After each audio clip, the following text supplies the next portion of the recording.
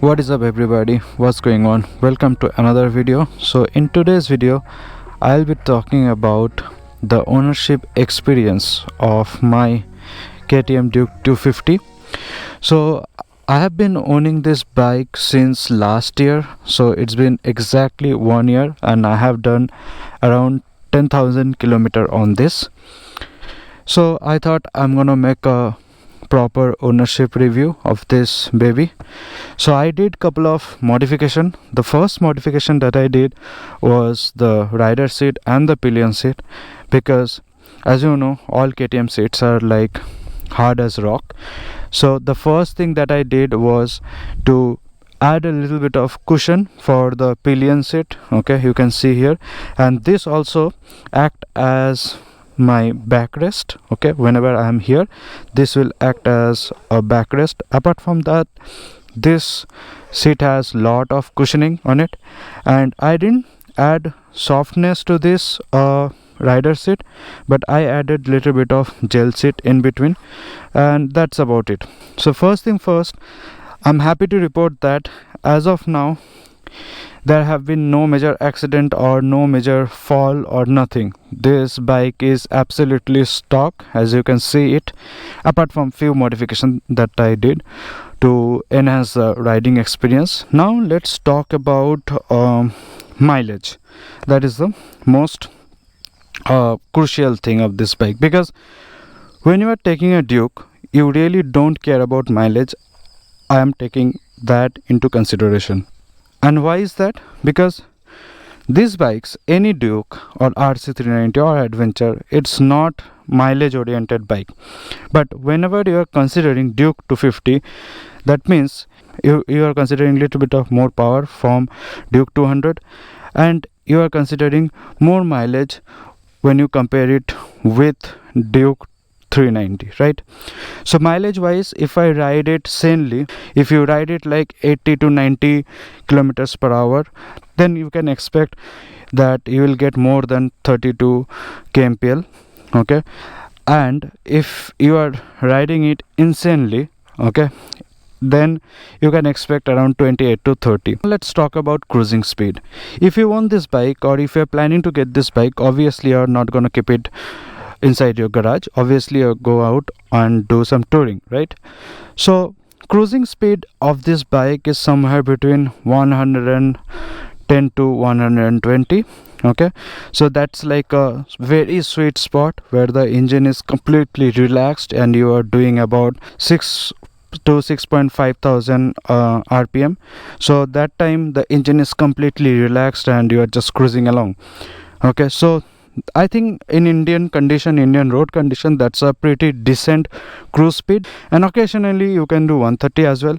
I did 145 with pillion with top box once, and that is just to check how does it feel, but it can hold that speed as well. But that time you have to keep one thing in mind, that you are extracting the lesser mileage. Okay, so if your mileage is your concern and you want to cruise at a very decent space, then I would say just ride it 110 and 120 will be the perfect speed. While talking about mileage, let's talk about this guy, the tank range. So the tank range of this bike, what I felt is little less. With full tank full of gas, you can aram se go around, do 280 to 290 kilometers, considering you are keeping some fuel left for your reserve. Okay, so mileage wise it's good. Tank range decent, not so good, but it gets a job done. I don't have any problem with that. I don't crib about it, because anyway when I'm cruising I usually stop at like 250-200 kilometers. Now let's talk about the headline. Of course this is a BS4 version, so in BS6 you get the Duke 390 headlamp, but this headlamp, when it came with the stock, it had a halogen bulb.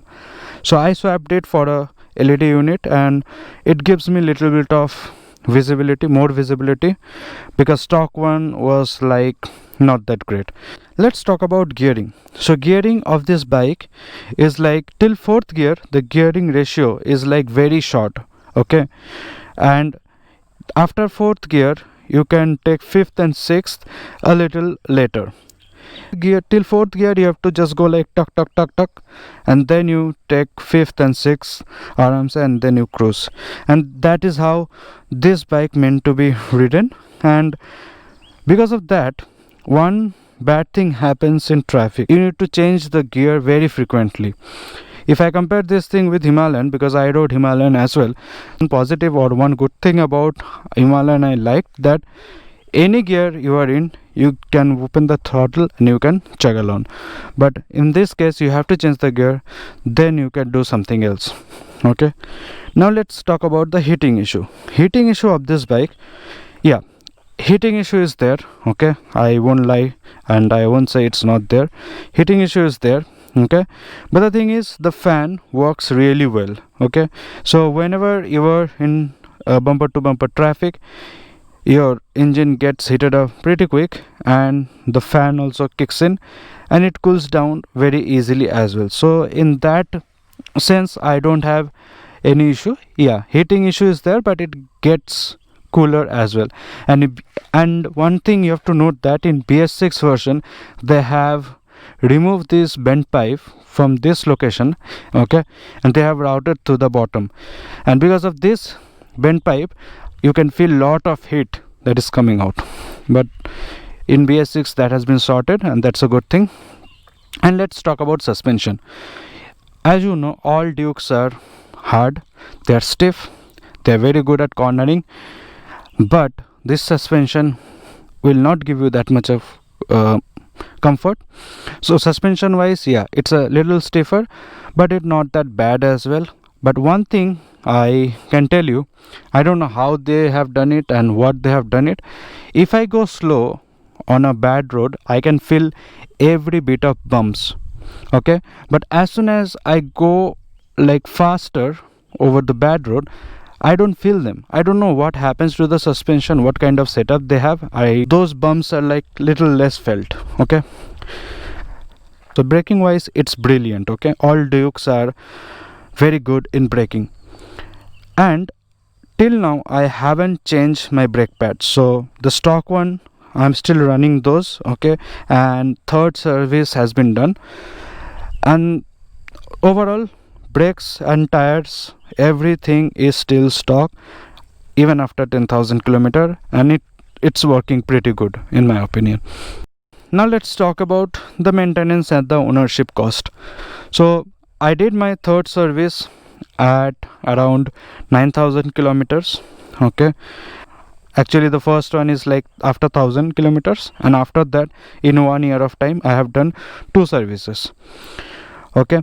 So total third service has been done, and so far the third service bill came a little bit higher. It costed me around 5,000 bucks, where they changed the coolant and engine oil, the general one, and greasing of swing arm and everything. So it costed around 4,800 bucks. So what servicing people told me, that you can service after 8,000 kilometer interval, or you can service it after 6 months, whichever comes early. Based on that you have to do the servicing. But what I do is, like after 4,000 kilometer I top up my engine oil, okay, so that my engine runs smoother. Then after 8,000 kilometer I do a service. So 8,000 kilometer and 4,000 rupees, 4 to 5,000 rupees service cost is, I think, pretty decent, pretty easy to maintain. And obviously I do lot of touring, so for me that 8,000 kilometer happens pretty soon. and it would have I would have been on my fourth service by this time, but due to lockdown that didn't happen. But apart from that, I feel this bike is quite nice, quite good, quite composed, and the adventure version of this bike also came, which I feel would be a apt for Indian condition. If you can afford Duke 390, then it's your choice, you can go. For me personally, I cannot afford that, and even if I afford that, I still need to get some money for my touring and stuff like that. So I would rather go with this bike and keep those money for my touring, so that I can enjoy the ride. That's about it, guys. I hope you guys enjoyed this video. Maybe this will give you some bit of idea if you are planning to buy Duke 250 BS6 version in 2021 or 2020. And I feel it's a very good, well balanced bike between performance and economy. So yeah, let me know how did you find this video. And talking about this bike, the BS6 version is much more smoother, much more cleaner, and much more refined, okay, if not anything. I asked the showroom guy as well whether we can swap it or not. They refused it. I need to check with them once again. So if I can replace this unit, and then I'll go for the Duke 390 unit. That is like a very good headlamp setup. So yeah, that's about it. And if you like this video, please hit the like button, and if you haven't already, please subscribe to my channel. And as always, I'll see you whenever I'll see you. Till then, bye bye and take care. भाई एक 360 दे देता हूँ तुम लोगों को.